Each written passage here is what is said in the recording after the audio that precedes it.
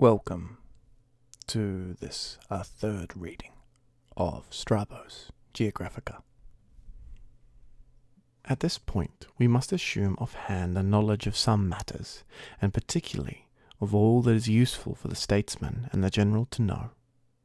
For one should not, on the one hand, be so ignorant of the heavens and the position of the earth as to be alarmed when he comes to countries in which some of the celestial phenomena that are familiar to everyone have changed, and to exclaim, "My friends, lo now we know not where the place of darkness nor of dawning, nor where the sun, that gives light to men, goes beneath the earth, nor where he rises." Nor, on the other hand, need one have such scientifically accurate knowledge as to know what constellations rise and set and pass the meridian at the same time everywhere, or as to know the elevation of the poles, the constellations that are in the zenith, and all other such changing phenomena as meet one according as he changes his horizons and arctic circles, whether those changes be merely visual or actual as well. Nay, he should pay no attention at all to some of these things, unless it be in order to view them as a philosopher. But he should take some other things on faith, even if he does not see a reason for them, for the question of causes belongs to the students of philosophy alone, whereas the statesman does not have adequate leisure for research, or at least not always. However, the reader of this book should not be so simple-minded or indifferent as not to have observed a globe, or the circles drawn upon it, some of which are parallel, others drawn at right angles to the parallels, and still others oblique to them, or again so simple as to not observe the position of tropics, equator, and zodiac, the regions through which the sun is born in his course, and by turning determines the different zones and winds. For if one have learned, even in a superficial way, about these matters, and about the horizons, and the arctic circles, and all the other matters taught in the elementary courses of mathematics, he will be able to follow what is said in this book. If, however, a man does not know even what a straight line is, or a curve, or a circle, nor the difference between a spherical and a plane surface, and if in the heavens he have not learned even the 7 stars of the Great Bear, or of anything else of that kind, he will have no use for this book, or else not at present, in fact, not until he has studied these tropics, without which he cannot be familiar with geography. And so those who have written the treatises entitled Harbours and Coasting Voyages leave their investigations incomplete if they have failed to add the mathematical and astronomical information which properly belonged in their books. In short, this book of mine should be generally useful alike to the statesman and to the public at large, as was my work on history. In this work, as in that, I mean by statesman not the man who is wholly uneducated, but the man who has taken the round of courses usual in the case of freemen or of students of philosophy. For the man who has given no thought to virtue, to practical wisdom, and to what has been written about them, would not be able to form a valid opinion, either in censure or in praise, nor yet to pass judgment upon the matters of historical fact that are worthy of being recorded in this treatise. After I had written my historical sketches, which have been useful, I suppose, for moral and political philosophy, I determined to write the present treatise also, for this work itself is based on the same plan, and is addressed to the same type of reader, and particularly to men of exalted stations in life. Furthermore, just as in my historical sketches, only the incidents in the lives of distinguished men are recorded, while deeds that are petty and ignoble are admitted. So in this work also I must leave untouched what is petty and inconspicuous, and devote my attention to what is noble and great. and to what contains the practically useful or memorable or entertaining. Now, just as in judging of the merits of colossal statues, we do not examine each individual part with minute care, but rather consider the general effect and endeavour to see if the statue as a whole is pleasing, so should this book of mine be judged, for it too is a colossal work, in that it deals with the facts about large things only, and wholes, except as some petty things may stir the interests of the studious or the practical man. I have said thus much to show that the present work is a serious one, and worthy of a philosopher. If I too undertake to write upon a subject that has been treated by many others before me, I should not be blamed therefore unless I prove to have discussed the subject in every respect as my predecessors. Although various predecessors have done excellent work in various fields of geography, yet I assume that a large portion of the work still remains to be done, and if I shall be able to make even a small addition to what they have said, that must be regarded as a sufficient excuse for my undertaking. Indeed, the spread of the empires of the Romans and of the Parthians has presented our geographers of today a considerable addition to our empirical knowledge of geography, just as did the campaign of Alexander to geographers of early times, as Eratosthenes points out. For Alexander opened up for us geographers a great part of Asia, and all the northern parts of Europe, as far as the river Ister. The Romans have made known all the western part of Europe, as far as the river Albus, which divides Germany into two parts. The regions beyond the Ister as far as the Tigris river and Morades, surnamed Euphrates, and his generals have made known the regions beyond the Tigris as far as Lake Maeotis, and the line of coast that ends at Colchis. And again the Parthians have increased our knowledge in regard to Hicinia and Bactrina, and in regard to the Scythians who live north of Hicinia and Bactrina, all of which countries were but imperfectly known to the earlier geographers. I therefore may have something more to say than my predecessors. This will become particularly apparent in what I shall have to say in criticism of my predecessors, but my criticism has less to do with the earlier geographers than with the successors of Eratosthenes and Eratosthenes himself. For it stands to reason that because Eratosthenes and his successors have had wider knowledge than most geographers, it will be correspondingly more difficult for a later geographer to expose their errors if they say something amiss. And if I shall, on occasion, be compelled to contradict the very men whom in all other respects I follow most closely, I beg to be pardoned, for it is not my purpose to contradict every individual geographer, but rather to leave the most of them out of consideration, men whose arguments it is unseemly to even follow, and to pass upon the opinion of those men whom we recognize to have been correct in most cases. Indeed, to engage in philosophical discussion with everybody is unseemly, but it is honourable to do so with Eratosthenes, Hippocrates, Poseidonus, Polybus, and the other types. First I must consider Eratosthenes. At some time, setting forth to the objections which Hippocrates urges against the statements of Eratosthenes. Now Eratosthenes is not so open to attack as to warrant my saying that he never saw even Athens, as Polemon undertakes to prove. Nor, on the other hand, is he so trustworthy, as some have taught to believe, that he is, notwithstanding the fact that he had been associated with many eminent men, as he himself tells us.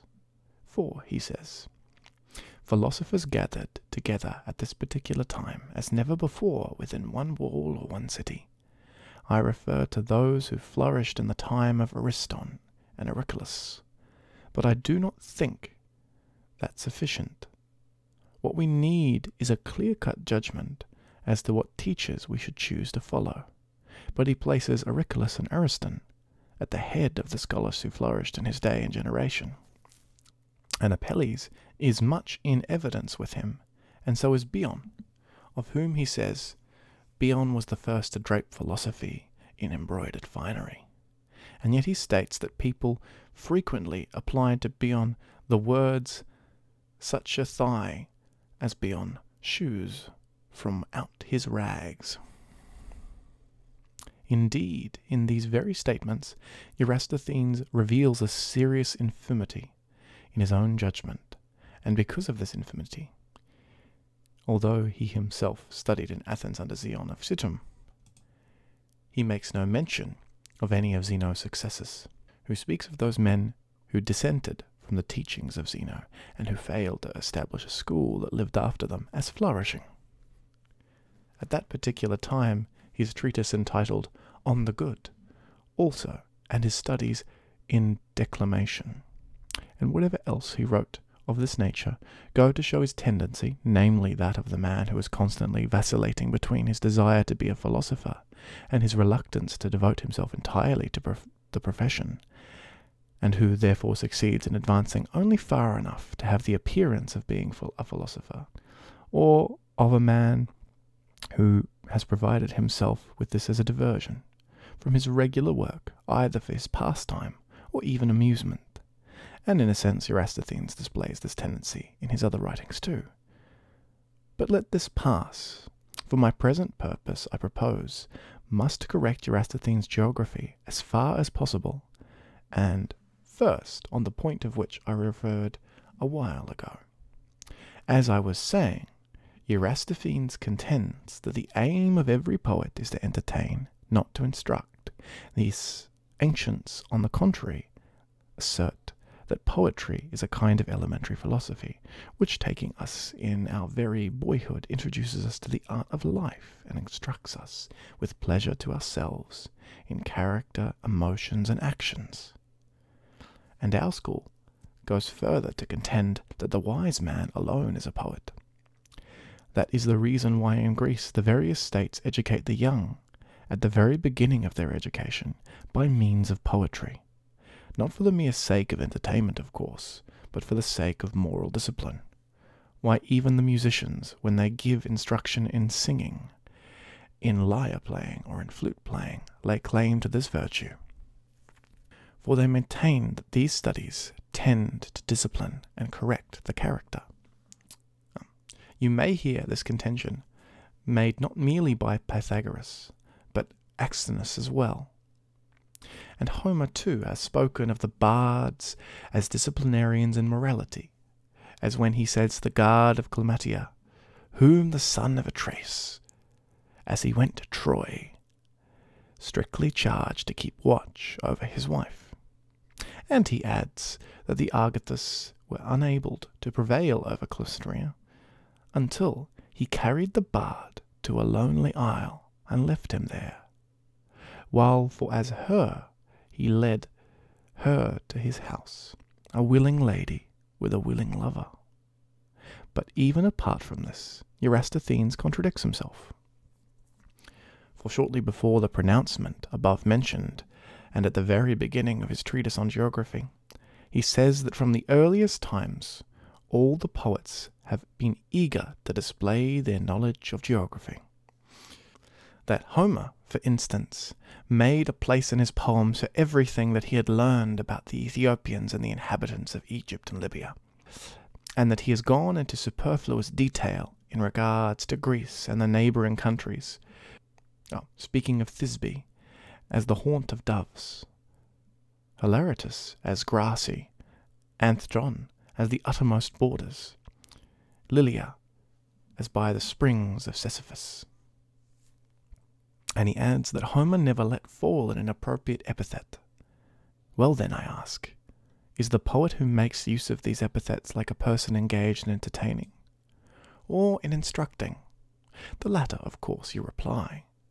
But while these epithets have been used by him for the purposes of instruction, everything beyond the range of observation has been filled, not only by Homer, but the others as well, with mythical marvels. Eratosthenes, then, should have said that every poet writes partly for the purposes of mere entertainment, and partly for instruction. But his words were mere entertainment, and not instruction. And Eurysthenes gives himself quite unnecessary pains when he asks how it adds to the excellence of the poet for him to be an expert in geography, or in generalship, or in agriculture, or in rhetoric, or in any kind of special knowledge with which some people have wished to invest him. Now the desire to endow Homer with all knowledge might be regarded as characteristic of a man whose zeal exceeds the proper limit, just as would be the case of the man, to use a comparison of Hippocrates, should hang apples and pears or anything else that it could not bear, or an Attic Urusum. So absurd would it be to endow Homer with all knowledge and with every art. You may be right, Eurysthenes, on that point, but you are wrong when you deny Homer the possession of vast learning, and go on to declare that poetry is a fable-prating old wife, who has been permitted to invent, as you call it, whatever she deems suitable for the purposes of entertainment. Well then, is no contribution made, either to the excellence of him who hears what the poet recited? I again refer to the poet being an expert in geography or generalship or agriculture or rhetoric, in which subjects one's hearing of poetry naturally invests the poet with special knowledge. Assuredly, Homer has attributed all knowledge of this kind at least to Odysseus, whom he adorns beyond his fellows with every kind of excellence. For his Odysseus of many men the towns did see and minds did learn, and he is the man who is skilled in all the ways of wile and cunning device. Odysseus is continually spoken of as the sacker of cities and the capturer of Troy by means of his counsels and of his persuasiveness and his deceitful arts. And Diomedes says of him, "But while he cometh with me, even out of burning fire might we both return." More than that, Odysseus prides himself on being a farmer. For instance, with regard to reaping, he says, "In the deep grass might the match be, and might I have crooked scythe, and thou another like it. And with regard to ploughing, then shouldest thou see me, whether or no I would cut a clean furrow unbroken before me." And not only does Homer thus possess a wisdom about these matters, but all enlightened men cite the poet as a witness whose words are true, to be proved that practical experience of this kind contributes to the highest degree of wisdom. Rhetoric is, to be sure, wisdom applied to discourse, and Odysseus displays this gift throughout the entire Iliad, in the trial, in the prayers, and in the embassy, where Homer says, "But when he uttered his great voice from his chest, and words like unto the snowflakes of winter, then could no mortal man contend with Odysseus." Who then can assume that the poet who is capable of introducing other men in the role of orators, or of generals, or in other roles that exhibit the accomplishments of the art of rhetoric, is himself but one of the buffoons or jugglers, capable only of bewitching and flattering his hearer, but not of helping him?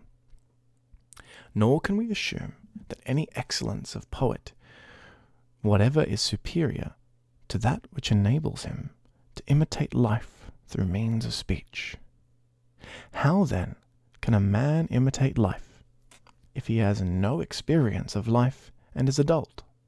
Of course, we do not speak of excellence of a poet in the same sense as we speak that of a carpenter or a blacksmith, for their excellence depends upon no inherent nobility and dignity, whereof the excellence of a poet is inseparably associated with the excellence of the man himself.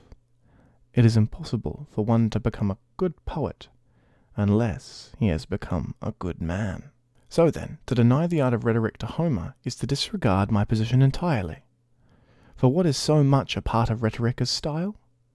And what is so much a part of poetry? And who has surpassed Homer in style? Assuredly, you answer, but the style of poetry is different from that of rhetoric. In speeches, yes, just as in poetry itself the style of tragedy differs from that of comedy, and in prose the style of history differs from that of forensic speech. Well then, you would assert that discourse is not a generic term either, whose species are metrical discourse and prose discourse? Or rather, is discourse, in its broadest sense, generic, while rhetorical discourse is not generic, and style is simply an excellence of discourse? But prose discourse, I mean artistic prose, is, I may say, an imitation of poetic discourse. For poetry, as an art, first came upon the scene, and was first to win approval.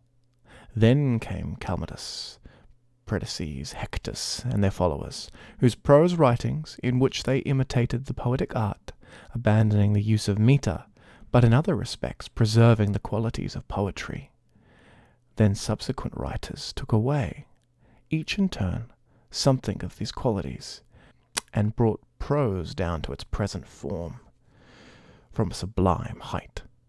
In the same way, one might say that comedy took its structure from tragedy, but that it had also been degraded from the sublime height of tragedy to its present prose-like style, as it is called.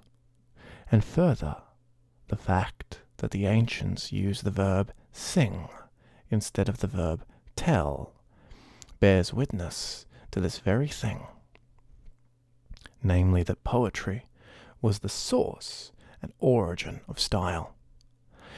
I mean ornate or rhetorical style, for when poetry was recited, it employed the assistance of song. This combination formed melodic discourse, or ode, and from ode they began to use the terms rhapsody, tragedy, and comedy. Therefore, since tell was first used in reference to poetic style, and since among the ancients this poetic style was accompanied by song, the term sing was to them equivalent to the term tell, and then after they had misused the former of these two terms by applying it to prose, the misuse passed over to the latter term also, and furthermore, the very fact that non-metrical discourse was termed pedestrian indicates its descent from a height, or from a chariot to the ground. Nor indeed is the statement of Eratosthenes true that Homer speaks only of places that are nearby and in Greece. On the contrary, he speaks also of many places that are distant, and when Homer indulges in myths, he is at least more accurate than the later writers, since he does not deal wholly in marvels, but for our instruction he also uses allegory, or revises myths, or curries popular favour, and in particular his story of the wanderings of Odysseus.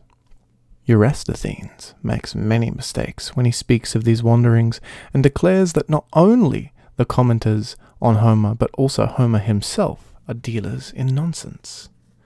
But it is worth my while to examine these points more in detail. In the first place, I remark that the poets were not alone in sanctioning myths, for long before the poets, the states and the lawgivers had sanctioned them as useful expedient. And since they had an insight into the emotional nature of the reasoning animal, for man is eager to learn, and his fondness for tales a prelude to this quality, it is fondness for tales, then, that induces children to give their attention to narratives, and more to take part in them. The reason for this is that myth is a new language to them, a language that tells them, not of things as they are, but of a different set of things, and what is new is pleasing, and so is what one did not know before, and it is just this that makes men eager to learn. But if you add thereto the marvellous and the pretentious, you thereby increase the pleasure, and pleasure acts as a charm to incite learning. At the beginning, we must needs make use of such bait for children, but as the child advances in years, we must guide them to the knowledge of facts. When his intelligence has become strong enough, and no longer needs to be coaxed. Now every illiterate and uneducated man is, in a sense, a child, and like a child he is fond of stories, and for that matter, so is the half-educated man, for his reasoning faculty has not been fully developed, and besides the mental habits of his childhood persist in him, Now, since the pretentious is not only pleasing, but fear-inspiring as well, we can employ both kinds of myths for children and for grown-up people too. In the case of children, we employ the pleasing myths to spur them on, and the fear-inspiring myths to deter them. For instance, Lamia is a myth, and so are the Gorgon and Ephlates and Moralisi. Most of those who live in the cities are incited to emulation by the myths that are pleasing. When they hear the poets narrate mythical deeds of heroism, such as the labours of Hercules or of Theseus, or hear of the honours bestowed by the gods, or indeed when they see paintings or primitive images or works of sculpture which suggest any similar happy issue of fortune in mythology. But they are deterred from evil courses when, either through descriptions or through typical representations of objects unseen, they learn of divine punishments, terrors, and threats, or even when they merely believe that men have met with such experiences. For dealing with a crowd of women, at least, or with any promiscuous mob, a philosopher cannot influence them by reason or extort them to reverence, piety, and faith. There is need of religious fear also. This cannot be aroused without myths and marvels. For thunderbolt, Aegeus, trident, torches, snakes, Thereus' lances, arms of the gods are myths, and so is the entire ancient theology. But the founders of states gave their sanction to these things as bugbears wherewithin to scare the simple-minded. Now, since this is the nature of mythology, and since it has come to have its place in the societal and civil scheme of life, as well as its place in history of actual facts, the ancients clung to their system of education for children and applied it up to the age of maturity. And by means of poetry, they believed that they could satisfactorily discipline every period of life.